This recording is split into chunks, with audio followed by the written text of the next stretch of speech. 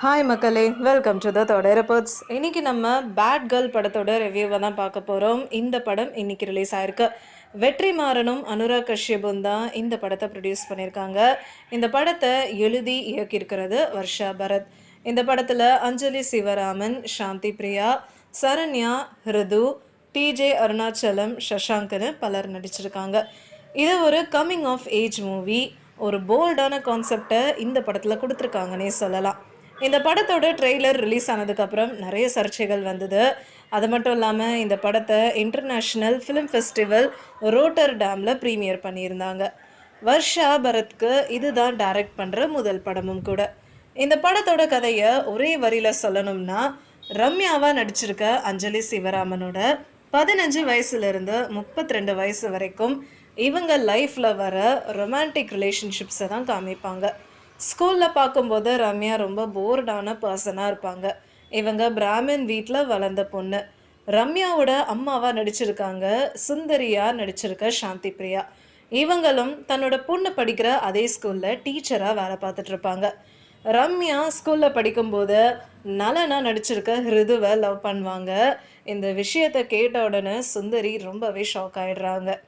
இப்போ ஸ்கூல் முடிஞ்சு காலேஜ் போகிற ரம்யா லைஃப்பை ரொம்பவே புதுசாக பார்க்குறாங்க. காலேஜில் தான் அர்ஜுனா நடிச்சிருக்க சஷாங்கை லவ் பண்ண ஆரம்பிக்கிறாங்க. அர்ஜுன் தான் தன்னோட ஃபாரெவர், இவன் தான் உலகம்னு சுற்றி வராங்க ரம்யா. இந்த ஃபேஸில் ரியாலிட்டியை பேஸ் பண்ணி இல்லாமல் ஒரு ட்ரீம் லேண்டில் லவ்வை பார்க்குறாங்கன்னே சொல்லலாம். ஆனால் அர்ஜுன் ரொம்ப டாக்ஸிக்காக பிஹேவ் பண்ணுறாரு. இதனால் மனசொடைஞ்சு போயிடுறாங்க ரம்யா. இந்த கஷ்டத்தில் இவங்களுக்கு உறுதுணையாக நிற்கிறது இவங்களோட ஃப்ரெண்டான செல்வியாக நடிச்சிருக்க சரண்யா தான். இப்போ இவங்களுக்கு 32 வயசு ஆயிருக்கும். இப்போ இர்ஃபானாக நடிச்சிருக்க டிஜேயோட பிரேக்கப் ஆயிருக்கும்.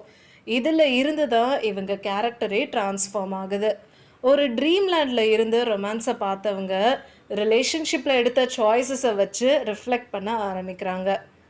நம்ம யூஸ்வலாக பார்க்குற மேல் சென்ட்ரிக் ரொமான்ஸை விட இது ரொம்பவே வித்தியாசமாக இருந்தது.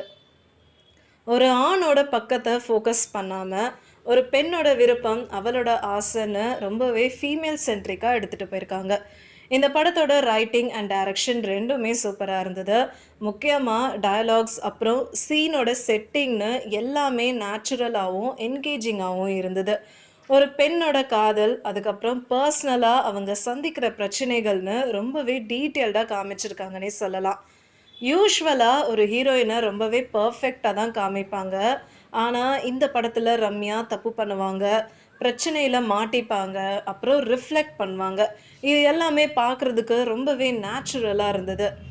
பிரீதா ஜெயராமன், ஜெகதீஷ் ரவி, அதுக்கப்புறம் பிரின்ஸ் ஆண்டர்சன்னு இவங்களோட சினிமாட்டோகிராஃபியும் இந்த கதைக்கு செமையாக பொருந்தி இருந்தது. ரம்யாவோட ரொமான்டிக் இல்யூஷன்ஸை காமிக்கிற விதமாக பாப் கலர்ஸை காமிக்கிறதும் வைட் ஆங்கிள் ஷாட் வைக்கிறதும்னு ரொம்பவே அழகாக இருந்தது. அமித் திரிவேதியோட மியூசிக் ரம்யாவோட கேரக்டரை இன்னுமே ஹைலைட் பண்ணுற விதமாக அமைஞ்சிருந்தது. யூஸ்வலாக ஸ்கூல் பசங்கனாலே காரிடார்ஸில், ரெஸ்ட் ரூமில் குரூப்பாக நின்று டிஸ்கஸ் பண்ணுறதுன்னு ஒரு எக்ஸாக்டான ரிஃப்ளெக்ஷனை இந்த படத்தில் கொடுத்துருக்காங்க. இந்த மாதிரி நிறைய சீன்ஸை ரிலேட் பண்ணிக்கவும் முடியுது. ரம்யா அடிக்கடி நான் ஏன் இப்படி இருக்கேன்னு தனக்கு தானே கேள்வி கேட்பாங்க. இந்த கேள்வி தான் இவங்களோட லைஃப்பையே மாற்றுதுன்னு சொல்லலாம். இவங்களும் சரி, இவங்களோட அம்மாவான சுந்தரியும் சரி, ஒருத்தவங்களோட அடையாளம்ன்றது ஃபேமிலி, கற்றுக்கிற பிஹேவியர், பேசப்படாத ஜென்ரேஷனல் ப்ராப்ளம்ஸ்னு சொல்லுவாங்க. இதெல்லாமே நம்மளை யோசிக்க வைக்கிற மாதிரியும் அமைஞ்சிருந்தது. சுதந்திரமாக இருக்கிறது நம்பிக்கை துரோகம் கிடையாது, அதுவும் ஒரு விதமான செல்ஃப் லவ் தான் அப்படின்னு ரம்யா சொல்கிற டயலாக் எல்லாம் ஒரு பக்காவான ஃபெமினிஸ்ட் டச்சை கொடுக்குதுன்னே சொல்லலாம்.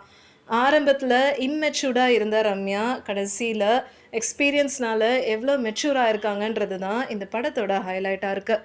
மொத்தத்தில் ஜென்ரேஷனாக தொடர்கிற பிரச்சனைகள், ஃபெமினிசம்னு ரொம்ப அழுத்தமாக சொல்லியிருக்கிற படம் தான் இந்த பேட் கேர்ள்.